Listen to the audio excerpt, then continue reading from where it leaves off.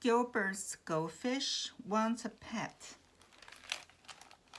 To any outsider, Gilbert had everything a goldfish could ever want.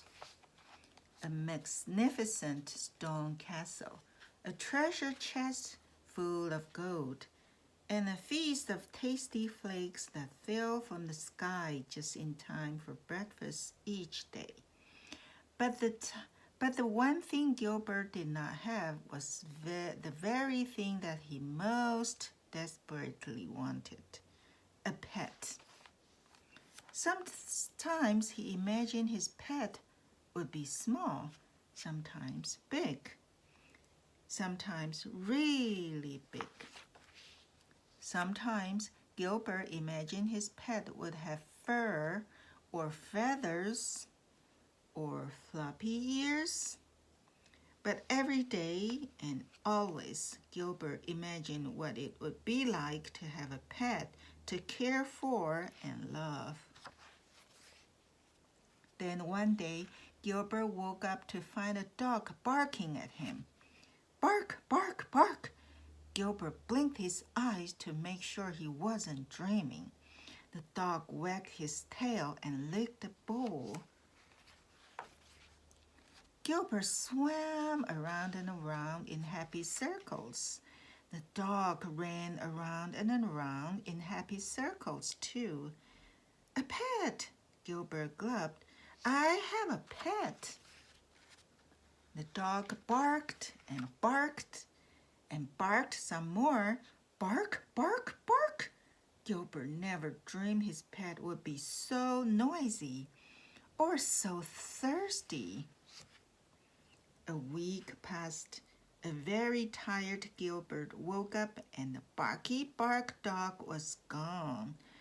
The castle was quiet again. Gilbert was just a teensy bit relieved. A few days later, Gilbert noticed a small gray mouse peering at him through the glass. Gilbert's little fishy heart went pitter, patter, swish. The mouse licked her paws and sniffed the bowl. Gilbert swam around and around in happy circles. The mouse, who thought Gilbert was a large chunk of cheddar cheese, ran around and around in circles too. Squeak, squeak, squeak. A pet, Gilbert glubbed happily. I have a quiet pet. The mouse sniffed and sniffed and sniffed some more. Sniff, sniff, sniff. When the hungry mouse determined that Gilbert was not, in fact, a block of cheese, she ran away, and she never came back. Gilbert's little fish heart went pitter-patter-plop. More time passed, and Gilbert had just about given up on his dream when a fly landed on the rim of his bowl. Well, hello there, little fellow, Gilbert called out cheerfully. The startled fly buzzed around in circles. Buzz, buzz, buzz. Gilbert jumped up and the wide-eyed fly was there to greet him in mid-air. A pet, Gilbert glubbed.